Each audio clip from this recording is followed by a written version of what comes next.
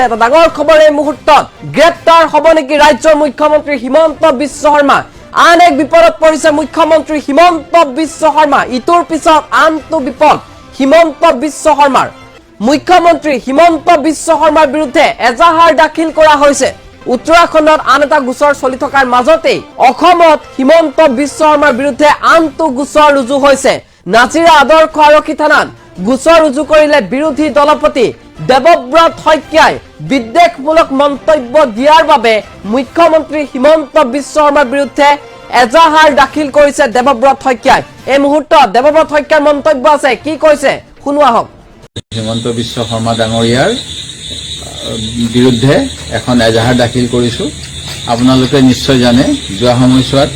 মহামান্য উচ্চতম ন্যায়ালয়ে কৈছে কোনো যাতে হেড স্পিচ নিদিয়ে অৰ্থাৎ বিদ্বেষমূলক কোনো বক্তব্য কোনো ৰাজনৈতিক নেতাই ৰাখিব নাপায় আৰু প্ৰশ্ন উত্থাপন হৈছে এই মুহূৰ্তত যে গ্ৰেপ্তাৰ হ'ব নেকি ৰাজ্যৰ মুখ্যমন্ত্ৰী ডক্টৰ হিমন্ত বিশ্ব শৰ্মা